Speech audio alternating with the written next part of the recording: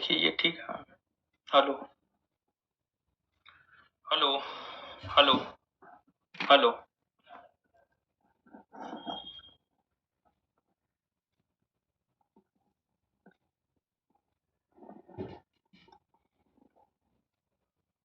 Hello. क्या आप सभी लोग हमारी आवाज को सुन पा रहे हैं?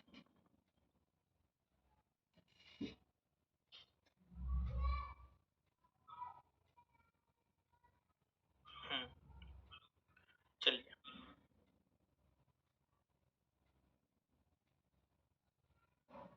चलिए आप सभी लोग जो है हमारी आवाज को सुन पा रहे हैं, जैसा कि हम स्वयं भी देख पा रहे हैं। चलिए, साउंड ठीक है, हम दिखाई दे ही रहे हैं।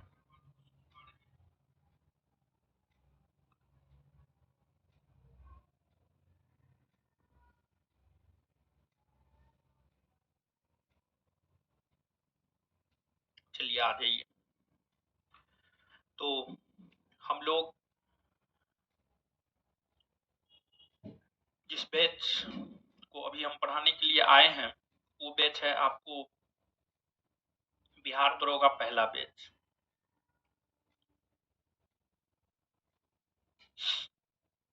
बिहार दरोगा पहला बैच।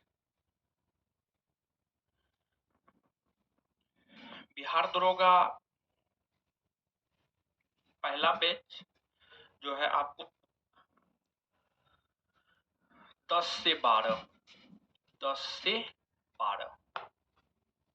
ये बैच चलता है। इसमें हम आपको मध्यकालीन भारतीय इतिहास खत्म करने वाले थे, और मध्यकालीन भारतीय इतिहास में जो है एकमात्र टॉपिक बचा हुआ था जो कि हम आपको पढ़ा रहे थे, वह टॉपिक था भक्ति आंदोलन और सूफी आंदोलन। भक्ति आंदोलन और सूफी आंदोलन। सूफी आंदोलन, इसमें अगर हम बात करें तो इसमें जो है हम आपको भक्ति आंदोलन के विषय में पढ़ा दिए थे। भक्ति आंदोलन के विषय में हम आपको पढ़ा दिए थे, और साथ ही साथ नोट में जो चीज था वो ठीक, नोट में जो चीज नहीं था वो चीज जो है हम आपको लिखा भी दिए थे।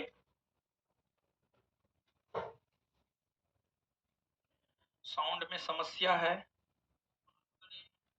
ऐसी बात तो नहीं है, साउंड तो ठीक है।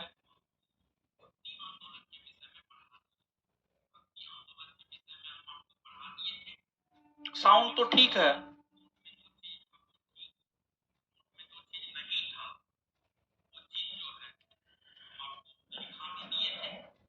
साउंड में देख लीजिएगा, कोई प्रॉब्लम है क्या? साउंड में तो ऐसा कोई समस्या नहीं है, हम तो सुन पा रहे हैं, आप देख पा रहे होंगे।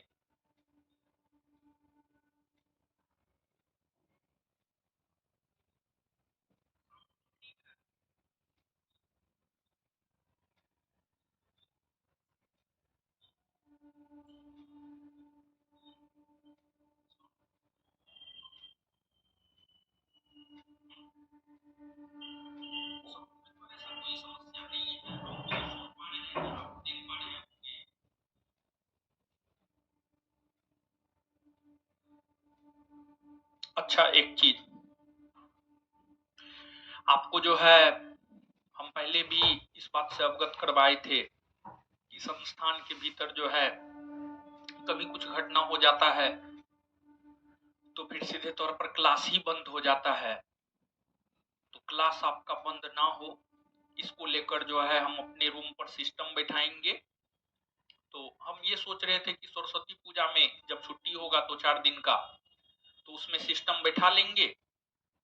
लेकिन जो है उससे पहले ही संस्थान में एक दुर्भाग्यजनक घटना घटित हो गई जो कि नहीं होना चाहिए था। तो हमको सरस्वती पूजा से पहले ही अपने रूम पर सिस्टम बैठाना पड़ा। तो हम अपने रूम पर जो है सिस्टम बैठा लिए हैं। तो अभी सिस्टम जो है नया है, लगा ही है आज। तो हो सकता है थोड़ा बहुत दिक्कत आपको शुरुआती 2-4 क्लास में आ सकती है। धीरे धीरे 2-4 दिन में जो है इस पूरे सिस्टम को हम अपने अनुकूल बना लेंगे, आपके अनुकूल बना देंगे, ताकि आपको ना साउंड में प्रॉब्लम हो, ना देखने में प्रॉब्लम हो, किसी भी चीज में आपको प्रॉब्लम नहीं होगा। आप 2 से 3 दिन हमको समय दीजिए। 2 से 3 दिन में सारी कठिनाइयां आपकी समाप्त हो जाएगी। तो नया सिस्टम है, नया हर चीज है, तो उसमें थोड़ा बहुत जो है दिक्कत आपको आ सकता है। तो थोड़ा सा जो है आपको अभी 1-2 दिन 2-3 दिन जो है कंप्रोमाइज करना है। लेकिन कम से कम इतना तो हम स्वयं चेक कर लिए हैं कि पढ़ाने की स्थिति में हम हैं, हम आपको पढ़ा सकते हैं, इतना व्यवस्था है। धीरे धीरे जो है आपको हर चीज बेहतर हो जाएगा 1 से 2 दिन में। तो 1 से 2 दिन जो है आप कंप्रोमाइज कीजिए। अब आते हैं, हम लोग देखते हैं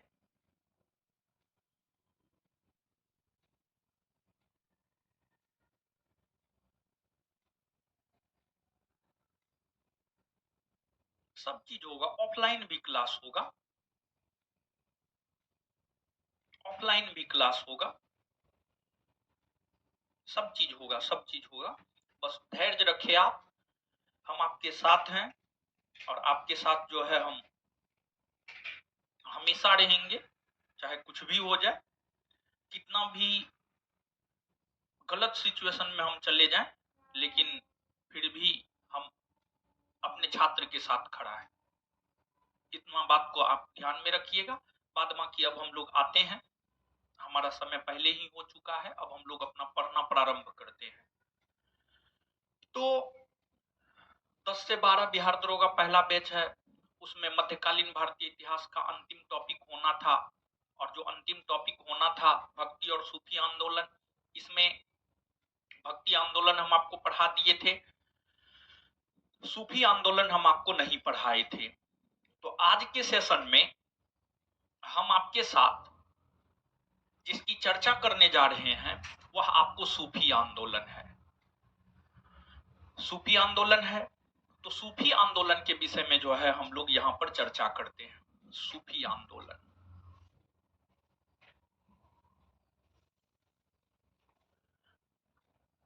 सूफी आंदोलन, देखिए चीजों को अब आप समझिएगा, और साथ ही साथ जो है ये सब चीज हम आपको लिखा भी देंगे। कुछ इतिहास के अंतर्गत ऐसे टॉपिक हैं जो सिर्फ समझने भर से याद नहीं रह जाता है, बल्कि उसको अगर आप लिख लेते हैं अपने हाथों से, तो फिर उसके याद रहने की संभावना जो है पूरा का पूरा होता है। प्रकाश जी सही बोल रहे हैं।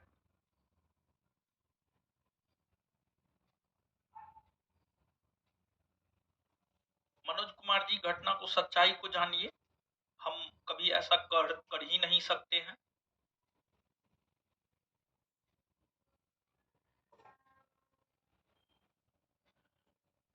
चलिए ना, भक्ति आंदोलन हो गया था, भक्ति आंदोलन पूरा हो गया था, भक्ति आंदोलन में हम सब चीज बता दिए थे, भक्ति आंदोलन में सब चीज बता दिए थे। अब आइए पढ़िए, चलिए सूफी आंदोलन। देखिए अगर हम सूफी आंदोलन, भक्ति आंदोलन का प्रभाव लिखाना था, छोड़िए अब, ठीक है छोड़िए अब, छोड़िए उसको, बहुत ज्यादा इंपोर्टेंट नहीं है, बहुत ज्यादा महत्वपूर्ण नहीं है। जो महत्वपूर्ण था उतना हम लिखा दिए हैं, उतना बात आप याद रखिएगा। प्रभाव नहीं भी लिखिएगा तो बता तो दिए ही थे, समझा तो दिए ही थे, स्वयं याद होगा तो लिख लीजिएगा, नहीं तो छोड़ दीजिएगा, कोई खास बात नहीं है। चलिए अब आइए पढ़िए।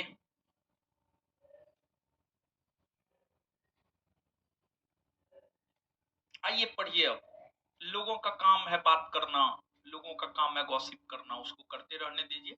आपका काम है पढ़ना और मेरा काम है पढ़ाना, तो आप पढ़ते रहिए, हम पढ़ाते रहेंगे, इतना आप विश्वास रखिए। और हम कभी छात्रों के साथ अन्याय होने ही नहीं दे सकते हैं। इतना ये बात भी आप विश्वास रखिए।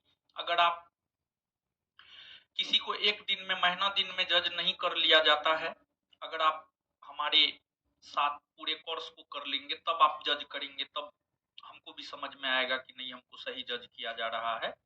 तो अभी आप पढ़िए। अब चलिए, सूफी आंदोलन देखिए। इस्लाम धर्म में, किस धर्म में? इस्लाम धर्म में। इस्लाम धर्म के विषय में हम आपको मध्यकालीन भारतीय इतिहास शुरू करने वक्त बताए थे, आप याद कीजिए। क्योंकि पूरा का पूरा जो मध्यकाल है, कि पूरे के पूरे मध्यकाल में जो है आपको मुसलमानों ने ही शासन किया है। पूरे के पूरे मध्यकाल में मुसलमानों ने ही शासन किया था। इसलिए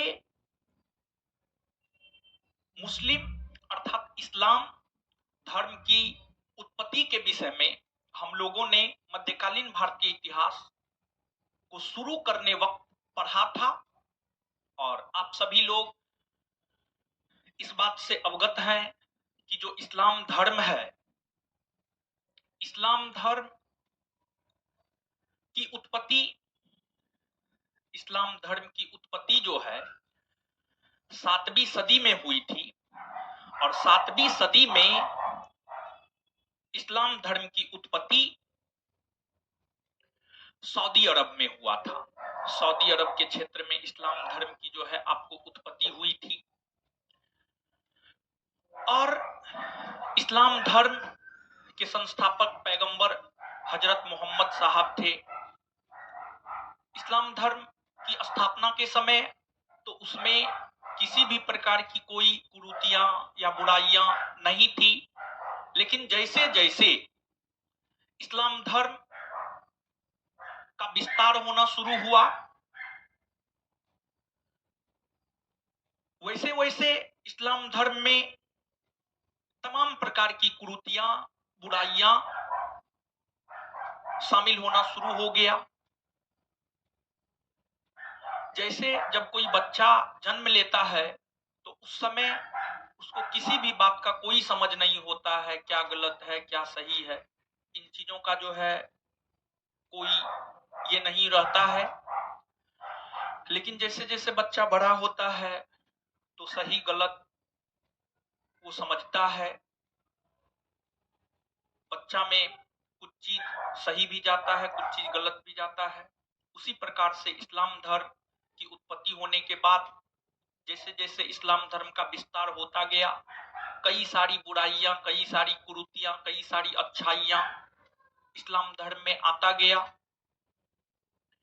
एक समय ऐसा आया कि इस्लाम धर्म में बहुत अधिक प्रकार की बुराइयां आ गई। और जब इस्लाम धर्म में बहुत अधिक प्रकार की बुराइयां आ गई तो उन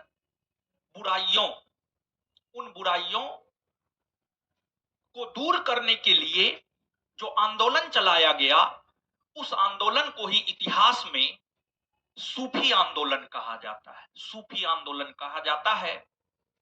तो एक बात आपको यह स्पष्ट हो रहा होगा कि आखिरकार सूफी आंदोलन क्यों हुए। आखिरकार सूफी आंदोलन क्यों हुए? सूफी आंदोलन इस्लाम धर्म में फैली कुरीतियों को दूर करने के लिए हुए। सूफी आंदोलन क्यों हुए? तो यहां पर हम कह सकते हैं कि इस्लाम धर्म में फैली कुरीतियों को दूर करने के लिए, कुरीतियों को दूर करने के लिए जो है आपको सूफी आंदोलन हुए। अब जो सूफी शब्द है, सूफी शब्द के उत्पत्ति को लेकर कई प्रकार की बातें हैं। लेकिन जो सूफी शब्द है, सूफी शब्द की अगर हम बात करें तो सूफी शब्द का जो पहली बार प्रयोग किया गया है, सूफी शब्द का जो पहली बार प्रयोग किया गया है, सूफी शब्द का पहली बार प्रयोग अबू हासिम ने किया है। अबू हासिम नामक व्यक्ति ने सूफी शब्द का पहली बार प्रयोग किया। अबू हासिम नामक व्यक्ति ने जो है सूफी शब्द का पहली बार प्रयोग किया।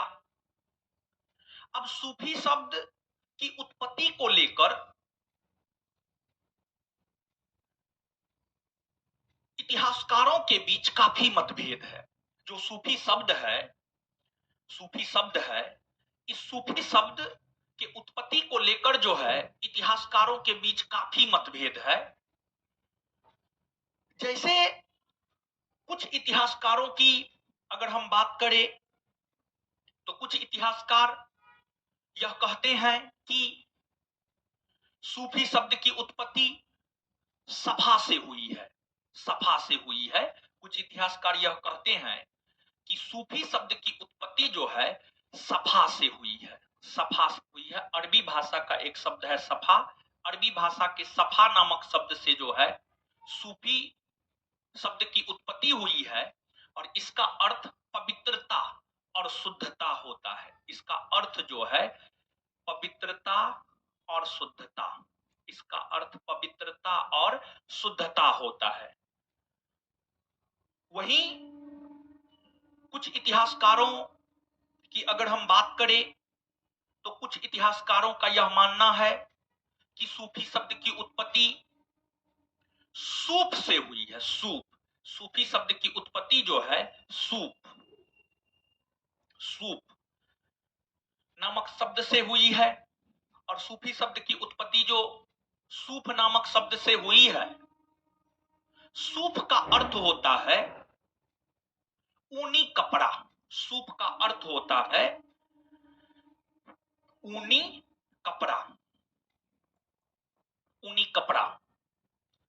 ऐसा कहा जाता है कि प्रारंभिक दौर के जो सूफी संत थे, प्रारंभिक दौर के सूफी संत भेड़ और बकरी के ऊन से बने कपड़ा धारण किया करते थे। इसलिए विद्वानों का क्या मानना था कि सूफी शब्द की उत्पत्ति सूप से हुई है, जिसका अर्थ ऊनी कपड़ा होता है। फिर कुछ विद्वानों की यह भी राय है कि आप सभी लोग जानते हैं कि जो इस्लाम धर्म के संस्थापक पैगंबर हजरत मोहम्मद साहब है, हजरत मोहम्मद साहब मक्का के कुरैश कबीला में जन्म लिए थे। मक्का में जब हजरत मोहम्मद साहब उपदेश देने को गए तो मक्का के लोगों ने हजरत मोहम्मद साहब का विरोध किया। तत्पश्चात हजरत मोहम्मद साहब को मदीना जाना पड़ा और हजरत मोहम्मद साहब मदीना में ही सूफ नामक पहाड़ी, हजरत मोहम्मद साहब मदीना में ही सूफ नामक पहाड़ी, मदीना में ही सूफ नामक पहाड़ी पर जाकर लोगों को उपदेश देने का काम किया। वहीं पर वो शरण लिए, जिस वजह से यह भी माना जाता है हजरत मोहम्मद साहब दीना मस्जिद के निकट सूफ पहाड़ी पर जो शरण लिए, वहां पर शरण लेने वाले लोग ही सूफी कहलाए।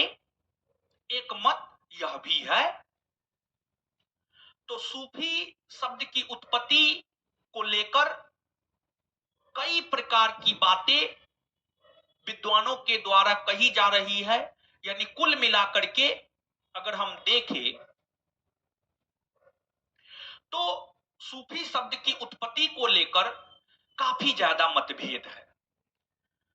लेकिन जो भी बात हमने आपको बताया है, बातों को आप याद रखिएगा। जो सूफी आंदोलन है, अगर हम सूफी आंदोलन की बात करें तो सूफी आंदोलन की शुरुआत क्यों हुई, इस बात से हमने आपको अवगत करवाया। दूसरी बात, सूफी आंदोलन की शुरुआत कहां से हुई है, तो अगर हम बात करें कि सूफी आंदोलन की शुरुआत कहां से हुई है, तो सूफी आंदोलन की शुरुआत जो है पर्सिया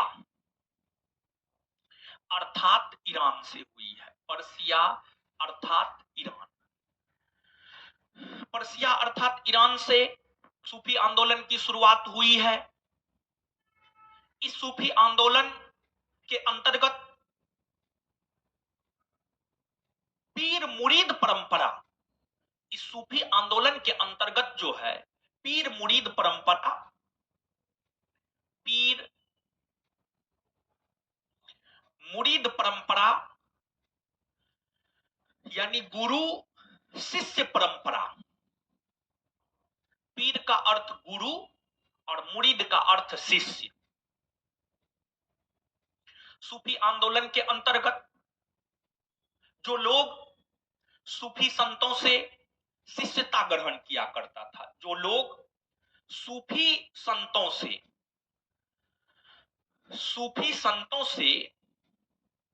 शिष्यता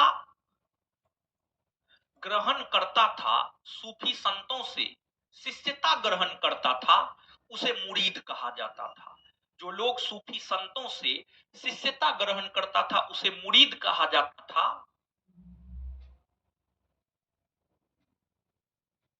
तो सूफी आंदोलन के अंतर्गत गुरु शिष्य परंपरा का प्रचलन हुआ था,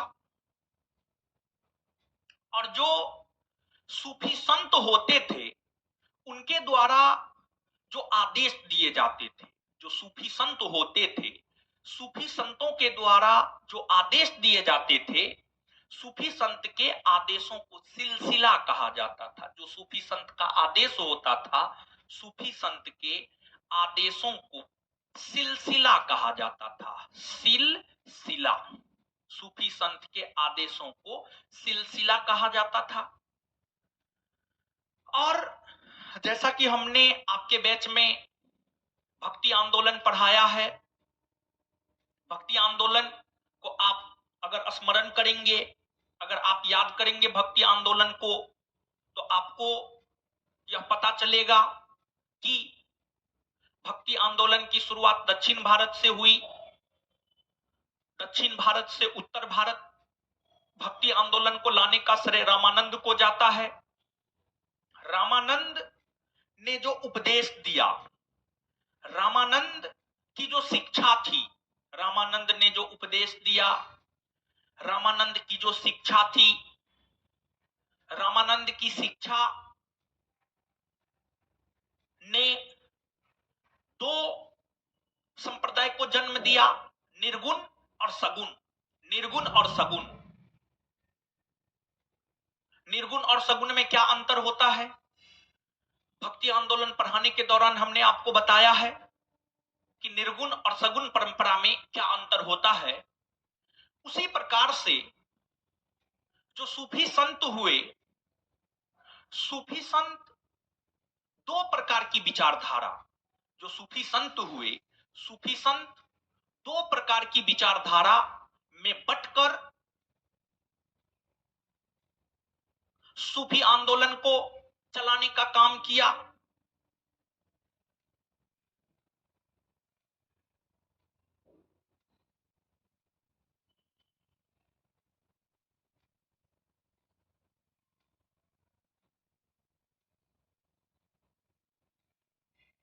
देखिए कोई स्टाफ नहीं है, हम अकेले हैं, सब चीज हम स्वयं किए हैं, तो आप लोग ऐसे मत कीजिए, ठीक है। आप लोग पढ़िए, कोई स्टाफ नहीं है। जो भी पूछना है तो अभी हमको पढ़ाने दीजिए, पहले पढ़ाने दीजिए, उसके बाद आप कुछ जो भी पूछना होगा पूछिएगा।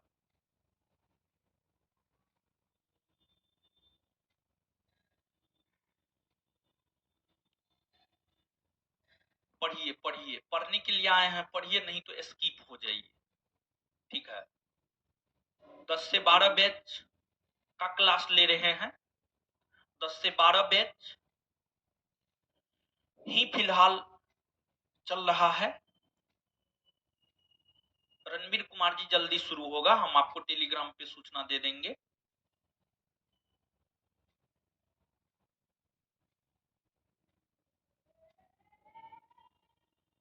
सब बात तो हम टेलीग्राम पे आपको बता ही देते हैं, क्या कैसे, और सारा बैच अपने समय अनुसार होगा।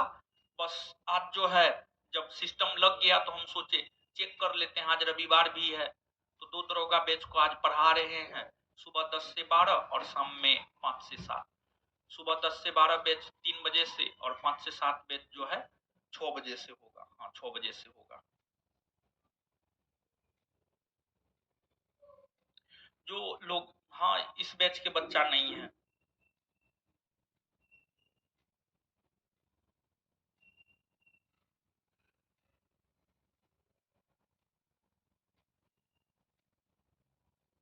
चलिए आइएगा, आइएगा, आप चीजों को समझिएगा।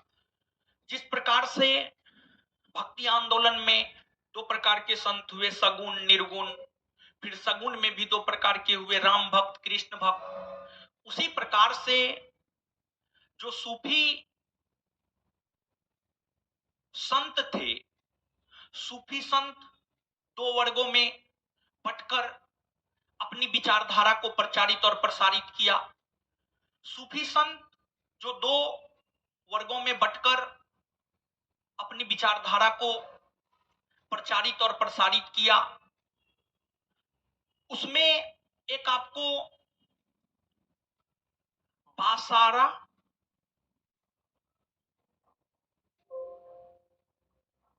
दूसरा आपको बेसारा, दूसरा आपको बेसारा, दूसरा आपको बेसारा, उसमें एक आपको बासारा और दूसरा आपको बेसारा।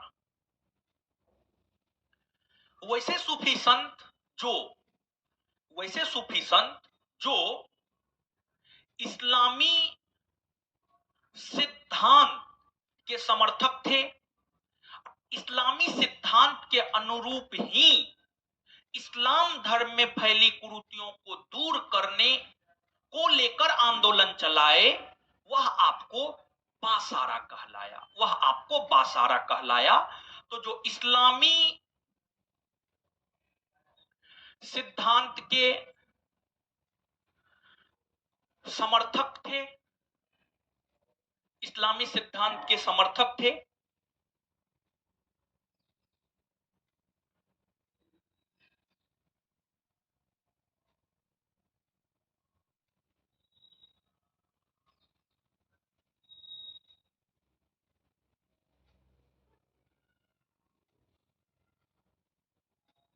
सारा बैच चलेगा, आप लोग थोड़ा धैर्य बनाए रखिए। सारा बैच चलेगा, टोटल बैच चलेगा, सब बैच चलेगा, सभी बैच अपने समय अनुसार चलेगा, सभी बैच अपने समय अनुसार चलेगा। चलिए, तो आपको इस्लामी सिद्धांत के समर्थक, इस्लामी सिद्धांत के समर्थक बासारा कहलाए, और वैसे सूफी संत जो इस्लामी सिद्धांत से परे होकर, वैसे सूफी संत जो इस्लामी सिद्धांत से परे होकर, वैसे सूफी संत जो इस्लामी सिद्धांत से परे होकर अपने सिद्धांत के तहत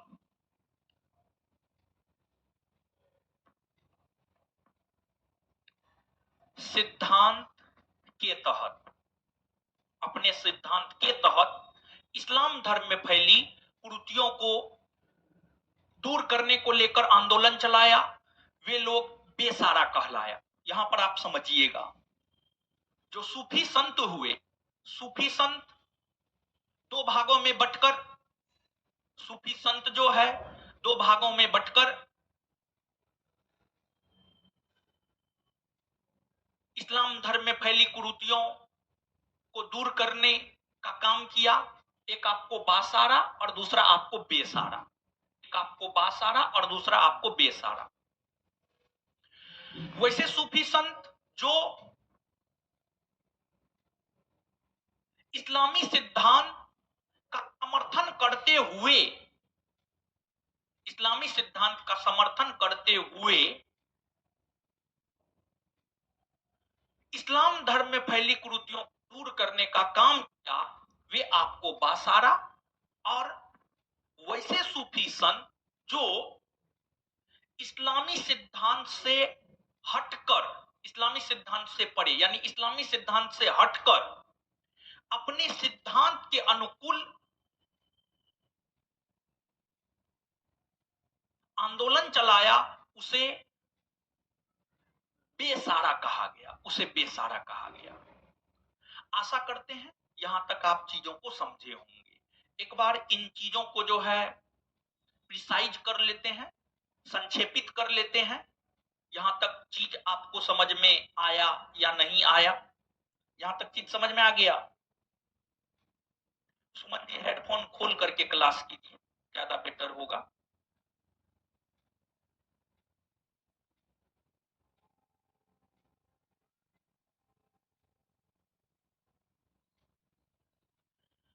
हेडफोन खोल करके क्लास कीजिए, ज्यादा बेटर होगा। कोई दिक्कत नहीं है आपको? चलिए यहां तक चीजों को प्रिसाइज करते हैं, संक्षेपित करते हैं। सूफी आंदोलन क्यों हुए? सूफी आंदोलन क्यों हुए? यस, चलिए ठीक है, बहुत बढ़िया।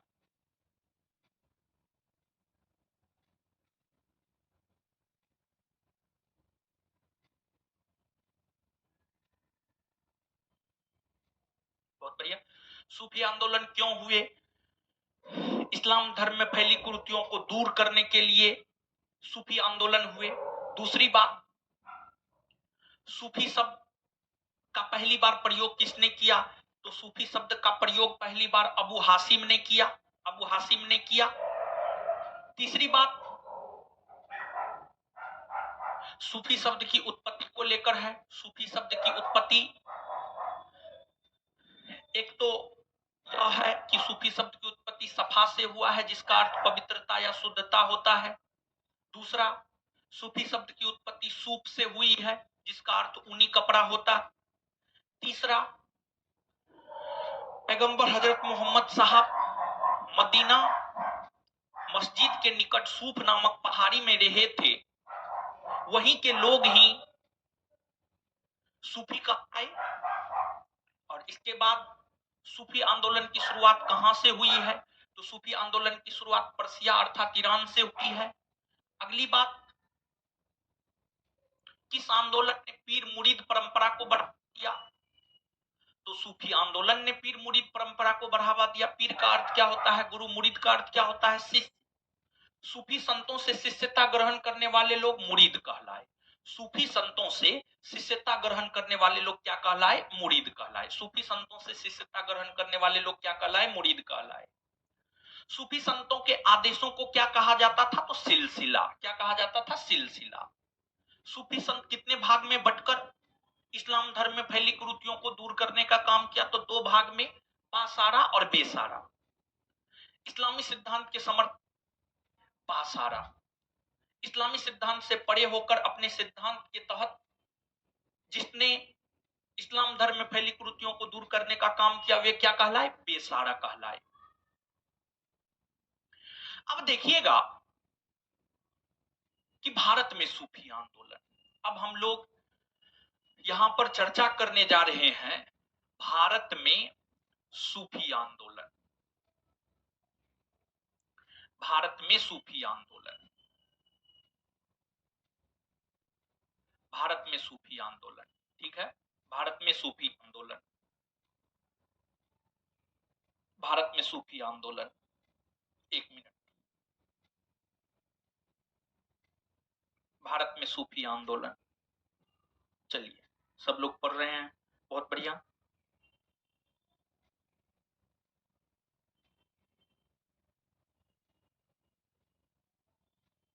चलिए ठीक है, एक मिनट रुक जाइए, एक मिनट।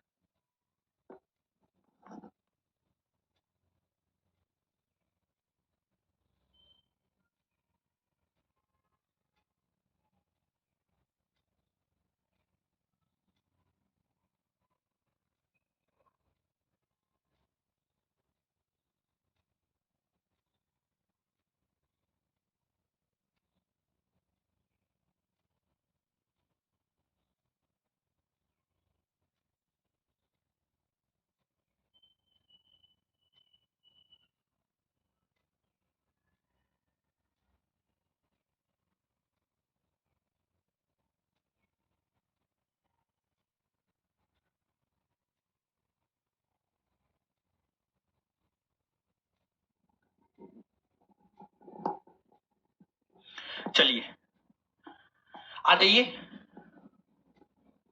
आ जाइए, आ जाइए थोड़ा सा। Hello hello hello hello.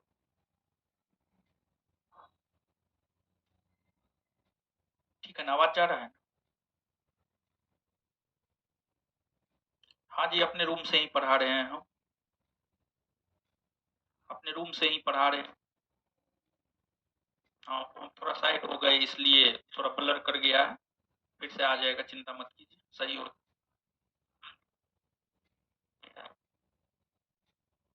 2 दिन में, हम तो आपको बोले ही 1-2 दिन में सब चीज सही हो जाएगा।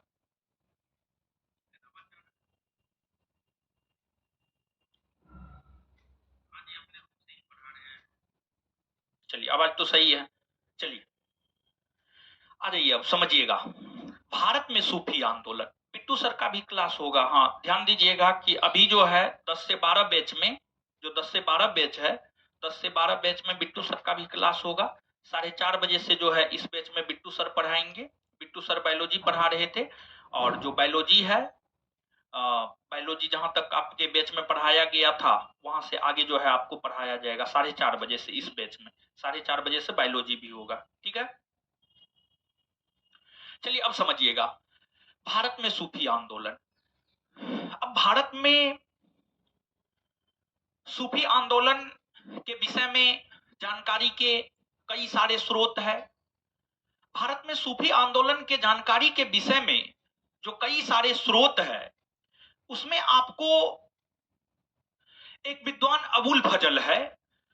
मध्यकालीन भारतीय इतिहास पढ़ाते हुए हमने आपको अबुल फजल के विषय में बताया है। मध्यकालीन भारतीय इतिहास पढ़ाते हुए हमने आपको अबुल फजल के विषय में बताया है। आप याद कीजिए, जो भी लोग 10 से 12 बैच किए हैं, आप याद कीजिए अबुल फजल किसके दरबार में रहते थे। जब आप पता करेंगे कि अबुल फजल किसके दरबार में रहते थे, तो आपको यह पता चलेगा कि अबुल फजल अकबर के दरबार में रहते थे।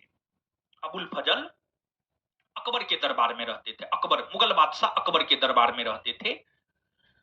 और अबुल फजल के द्वारा आईने अकबरी, अबुल फजल के द्वारा जो है आपको आईने अकबरी, अबुल फजल के द्वारा आईने अकबरी, आईने अकबरी नामक ग्रंथ की रचना की गई थी।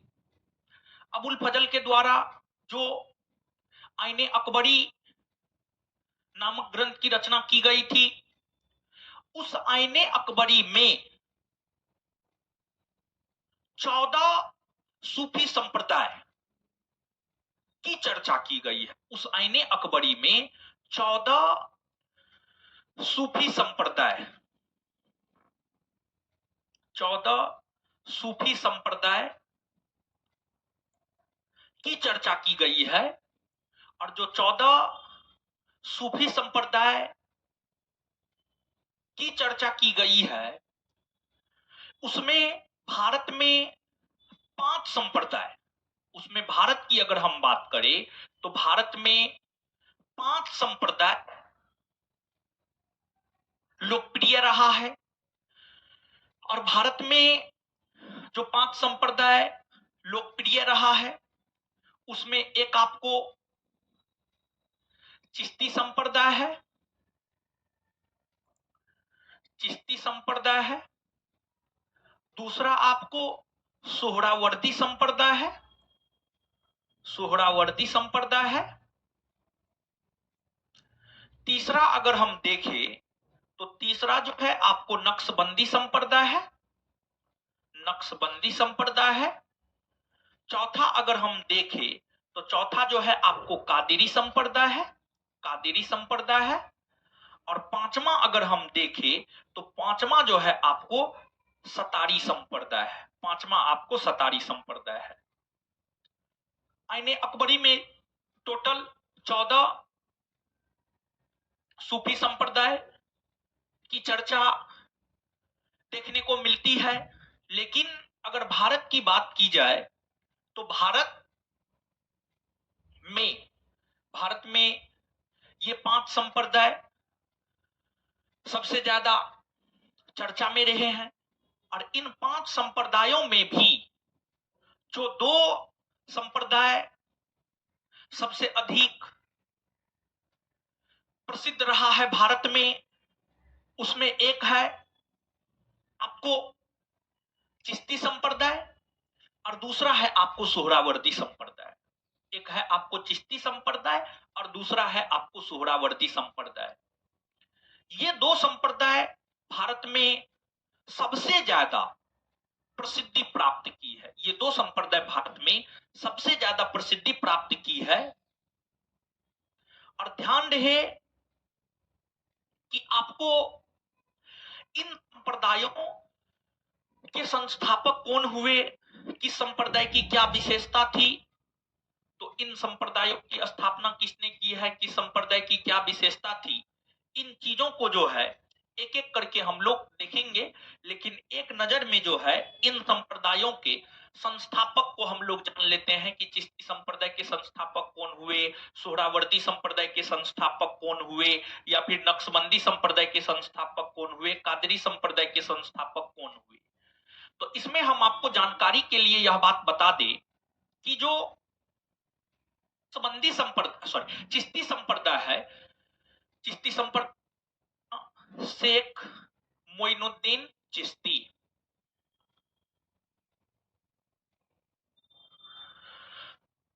शेख मोइनुद्दीन चिश्ती, शेख मोइनुद्दीन चिश्ती के द्वारा जो है आपको चिश्ती संप्रदाय की स्थापना की गई है। चिश्ती संप्रदाय के बाद दूसरा है आपको सोहरावर्दी संप्रदाय।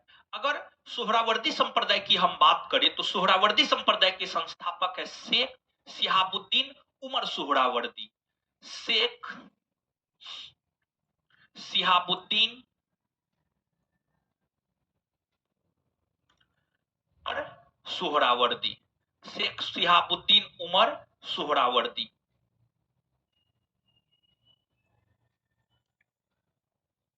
सोहरावर्दी।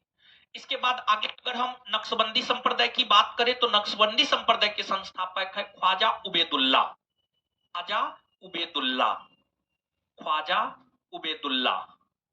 जो ख्वाजा उबैदुल्ला है वे आपको नक्शबंदी संप्रदाय के संस्थापक थे। नक्शबंदी संप्रदाय के बाद आगे है कादरी संप्रदाय। सैयद अब्दुल कादिर अल जिलानी, सैयद अब्दुल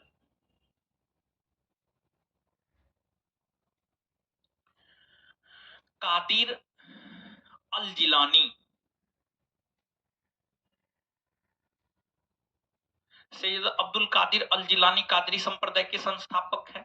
इसके बाद है आपको सतारी संप्रदाय की अगर हम बात करें तो शेख अब्दुल्ला सतारी, शेख अब्दुल्ला सतारी, शेख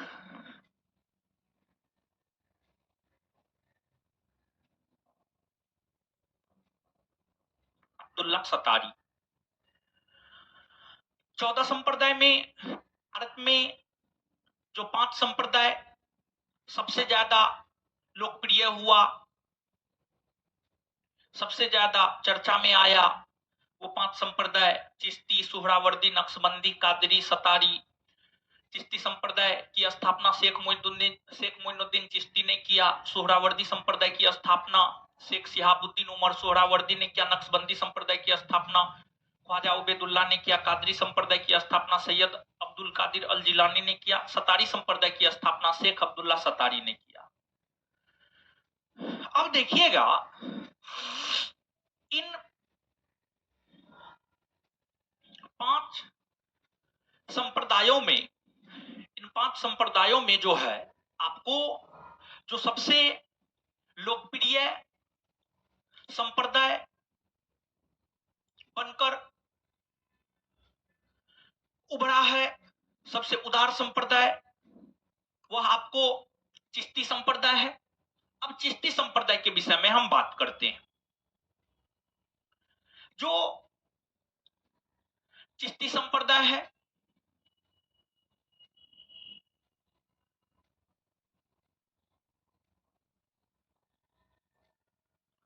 यह सबसे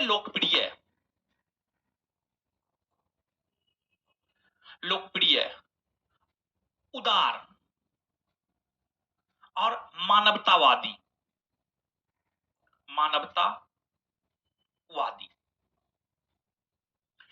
चिश्ती संप्रदाय सबसे लोकप्रिय संप्रदाय भारत में, सबसे उदार संप्रदाय भारत में, सबसे अधिक मानवतावादी संप्रदाय भारत में चिश्ती संप्रदाय। चिश्ती संप्रदाय के जो संस्थापक शेख मोइनुद्दीन चिश्ती है। आप भारतीय इतिहास, मध्यकालीन भारतीय इतिहास को आपने पढ़ा है। मध्यकालीन भारतीय इतिहास में आपको यह बात बताया गया है कि भारत में इस्लामी सत्ता की स्थापना का श्रेय किसे जाता है?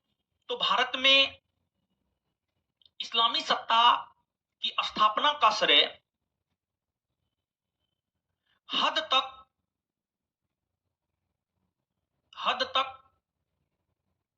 मोहम्मद गौरी को जाता है। मोहम्मद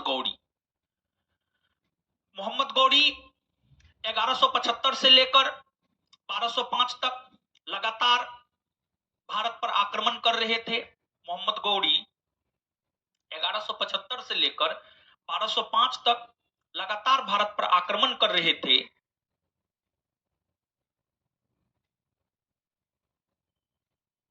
मंजय कुमार जी, हां होगा। मोहम्मद गौरी जो 1175 से 1205 तक लगातार भारत पर आक्रमण कर रहे थे, उसी आक्रमण के क्रम में मोहम्मद गौरी के साथ ही शेख मोइनुद्दीन चिश्ती भारत आए। शेख मोइनुद्दीन चिश्ती भारत आए। शेख मोइनुद्दीन चिश्ती भारत आए और भारत में उन्होंने अजमेर को अपने रहने का स्थान बनाया।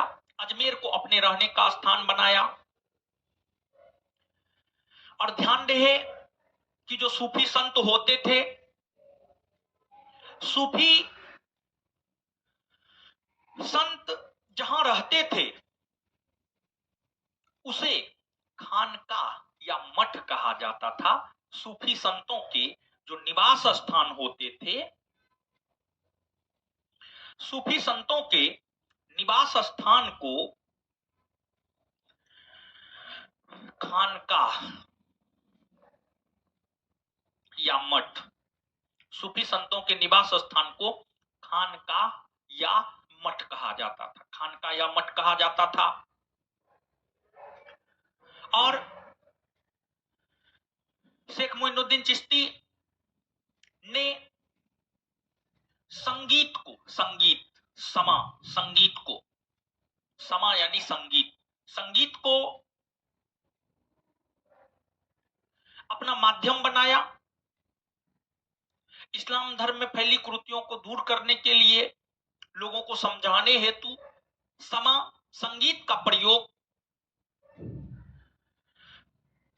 शेख मोइनुद्दीन चिश्ती ने किया। शेख मोइनुद्दीन चिश्ती के शिष्य आपको कुतुबुद्दीन बख्तियार काकी के शिष्य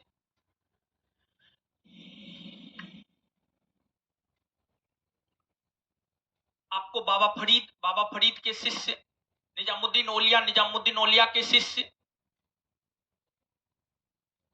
अमीर खुसरो, ये सभी चिश्ती संप्रदाय को मानने वाले संत थे।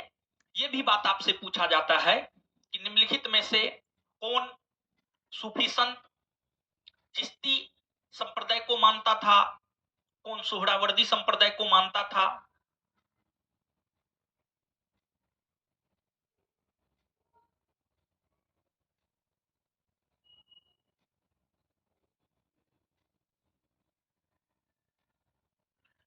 सेट नंबर में बढ़ेगा, ठीक है, धीरे धीरे बढ़ेगा।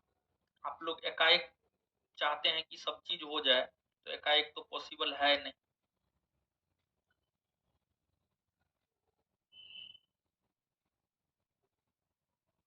देखिए,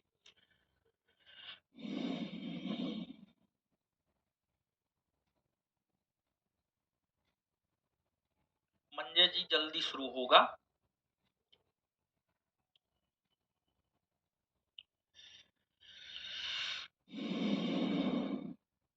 थर्ड बैच भी जल्दी शुरू होगा।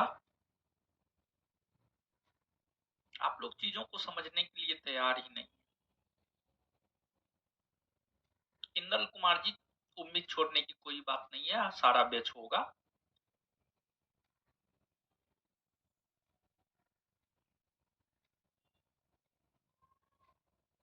ऑफलाइन क्लास भी सत्यानंद जी जल्दी शुरू हो जाएगा।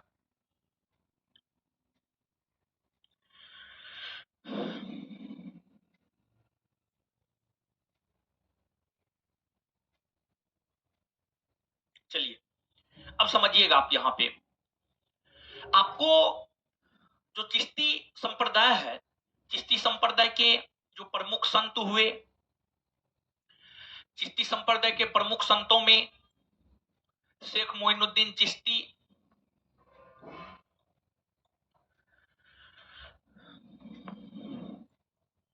चिश्ती का नाम आता है। शेख मोइनुद्दीन चिश्ती के बाद जो है आपको कुतुबुद्दीन बख्तियार काकी, कुतुबुद्दीन बख्तियार काकी का नाम आता है। कुतुबुद्दीन बख्तियार काकी के बाद बाबा फरीद का नाम आता है। बाबा फरीद के बाद शेख निजामुद्दीन ओलिया का नाम आता है।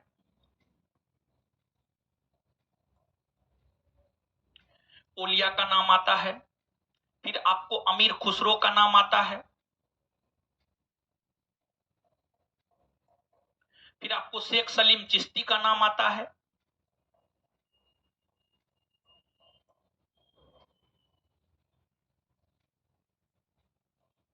शेख सलीम चिश्ती का नाम आता है। ये सभी प्रमुख सूफी संत हुए। ऐसा नहीं कि बस इतना ही सूफी संत थे, ऐसी कोई बात नहीं है। और भी बहुत सारे सूफी संत हुए, लेकिन उन सूफी संतों में ये कुछ प्रमुख सूफी संत हुए। और यहां पर आप देखिएगा, शेख मोइनुद्दीन चिश्ती के शिष्य, इसको आप याद रखिएगा क्योंकि पूछा जाता है। शेख मोइनुद्दीन चिश्ती के शिष्य बख्तियार काकी, बख्तियार काकी के शिष्य बाबा फरीद, बाबा फरीद के शिष्य शेख निजामुद्दीन ओलिया, शेख निजामुद्दीन ओलिया के शिष्य अमीर खुसरो। तो इनके शिष्य बख्तियार काकी के शिष्य बाबा फरीद, बाबा फरीद के शिष्य शेख निजामुद्दीन ओलिया, शेख निजामुद्दीन ओलिया के शिष्य अमीर खुसरो, अमीर खुसरो। अब इसमें आप देखिएगा, जो कुतुबुद्दीन बख्तियार काकी है, कुतुबुद्दीन बख्तियार काकी को कुतुबुद्दीन ऐबक और इल्तुतमिश अपना गुरु मानते थे। कुतुबुद्दीन बख्तियार काकी के स्मरण में ही ऐबक ने कुतुब मीनार की नींव रखी, जिस कुतुब मीनार को वो 4 मंजिला बनाना चाहता था, लेकिन उससे पहले ही उनका निधन हो गया। और फिर उसके बाद इल्तुतमिश ने उस कुतुब मीनार के निर्माण कार्य को पूरा करवाया। बाबा फरीद बहुत बड़े संत हुए, अपने काल के बहुत बड़े संत।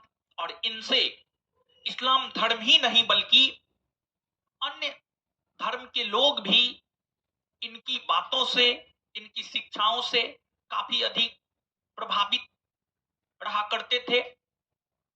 बाबा फरीद की जो रचनाएं हैं उसे गुरु ग्रंथ साहिब में शामिल किया गया है। बाबा फरीद एक ऐसे सूफी संत है जिनकी रचनाएं गुरु ग्रंथ साहिब में, जिनकी रचनाएं गुरु ग्रंथ साहिब में शामिल किया गया है, जिनकी रचनाएं गुरु ग्रंथ साहिब में शामिल किया गया है, गुरु ग्रंथ साहिब में शामिल किया गया है।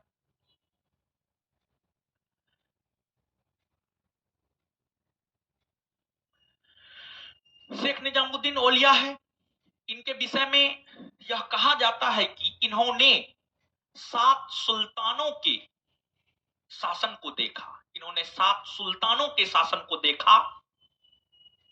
और इन्होंने जो 7 सुल्तानों के शासन को देखा, बलबन से लेकर गयासुद्दीन तुगलक, बलबन से लेकर गयासुद्दीन तुगलक तक के, गयासुद्दीन तुगलक नहीं, सॉरी,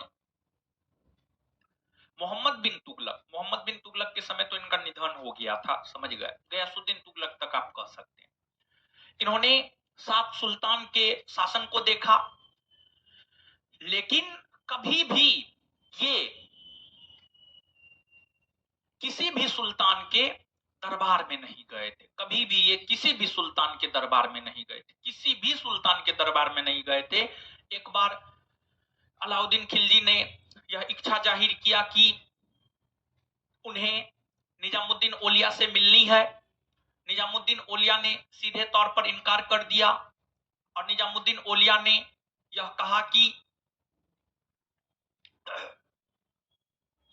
हमारे घर में दो दरवाजे हैं, अगर एक दरवाजे से सुल्तान प्रवेश करेंगे तो मैं दूसरे दरवाजे से निकल जाऊंगा, मैं दूसरे दरवाजे से निकल जाऊंगा। ऐसा निजामुद्दीन औलिया ने अलाउद्दीन खिलजी को कहा। और देखिए, हमने आपको यह बात बताया था कि भारत में जो 5 संप्रदाय हुए, उन 5 संप्रदायों में जो दो सबसे लोकप्रिय संप्रदाय हुए वह चिश्ती और सोहरावर्दी हुआ। चिश्ती और सोहरावर्दी हुआ। चिश्ती और सोहरावर्दी दोनों में कुछ बेसिक अंतर था। दोनों में बेसिक अंतर यह था कि जहां चिश्ती संप्रदाय के संत, चिश्ती संप्रदाय के संत जहां एक तरफ सुल्तानों के दरबारों में जाना, सुल्तानों का संरक्षण प्राप्त करना पसंद नहीं करते थे, वहीं दूसरी तरफ जो आपको सोहरावर्दी संप्रदाय के संत थे, सोहरावर्दी संप्रदाय के संत सुल्तानों के संरक्षण में रहना, दरबारों में जाना, ऐसो आराम की जिंदगी व्यतीत करना, उसमें सोहरावर्दी संप्रदाय के लोग जो है, सोहरावर्दी संप्रदाय के संत विश्वास करते थे। सोहरावर्दी संप्रदाय के संत जो है विश्वास करते थे। तो ये बेसिक अंतर है चिश्ती और सोहरावर्दी संप्रदाय के संतों में। ये जो है बेसिक अंतर है आपको चिश्ती संप्रदाय और सोहरावर्दी संप्रदाय के संतों में। और ध्यान दीजिएगा, ये जो चिश्ती संप्रदाय के संत है शेख सलीम चिश्ती, ऐसी मान्यता है, ऐसी बात कही जाती है कि आपको जो मुगल बादशाह अकबर है, मुगल बादशाह अकबर को शेख सलीम चिश्ती के आशीर्वाद से ही एक पुत्र की प्राप्ति हुई, जिसे इतिहास में जहांगीर कहा जाता है। और जहांगीर के बचपन का नाम सलीम था। इनके आशीर्वाद से अकबर को जहांगीर नामक पुत्र की प्राप्ति हुई थी, जिस वजह से उन्होंने जहांगीर का बचपन में नाम सलीम ही रखा था। इसके बाद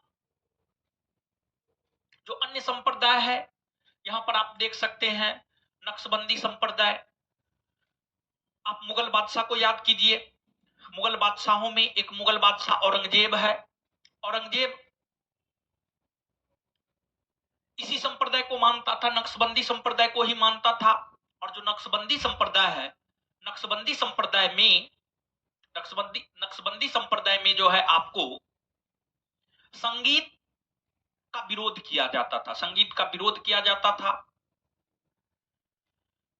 कादरी संप्रदाय है, अगर कादरी संप्रदाय की बात की जाए तो जो कादरी संप्रदाय है, कादरी संप्रदाय के विषय में हमने आपको बताया है, इसके संस्थापक कौन थे। और कादरी संप्रदाय को अगर आप देखेंगे तो कादरी संप्रदाय भी गाने बजाने के विरोधी थे, कादरी संप्रदाय भी गाने बजाने के विरोधी थे। तो नक्शबंदी और कादरी दोनों संप्रदाय जो है गाने बजाने के विरोधी थे। फिर आप याद कीजिए दारा सिकोह को मुगल बादशाह शाहजहां के 7 संतानों में सबसे बड़े पुत्र संतान दारा सिकोह इस कादरी संप्रदाय को मानता था। जो दारा सिकोह था वह आपको कादरी संप्रदाय को जो है माना करता था। सतारी संप्रदाय के विषय में हमने आपको बताया। और जो सतारी संप्रदाय है, इस सतारी संप्रदाय का जो प्रमुख केंद्र था वह आपको बिहार बना था। जो अपना बिहार है, बिहार सतारी संप्रदाय का सबसे प्रमुख केंद्र बना था। बिहार सतारी संप्रदाय का जो है सबसे प्रमुख केंद्र बना था। क्लियर है? तो इतना चीज जो है याद रखिएगा। अब आइए 1 मिनट में इसका रिवीजन कर लेते हैं। तो यहां तक ये सब बात तो हम लोग याद कर लिए थे, ठीक है। अब यहां से हम लोग याद करेंगे, यहां से चीजों को प्रिसाइज कर लेते हैं, संक्षेपित कर लेते हैं, ठीक है, फिर हम लोग आगे बढ़ेंगे।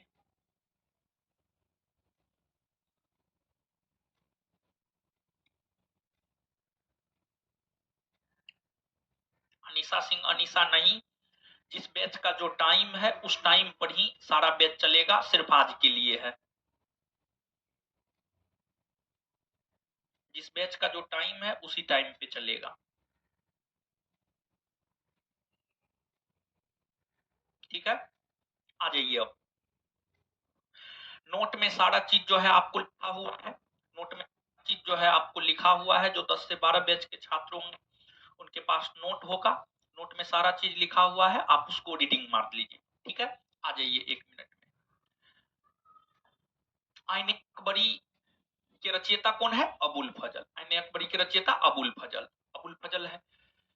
अबुल फजल ने आईने अकबरी में कितने सूफी संप्रदाय के विषय में चर्चा किया है? 14। उस 14 सूफी संप्रदाय में भारत में कितने सूफी संप्रदाय लोकप्रिय हुए?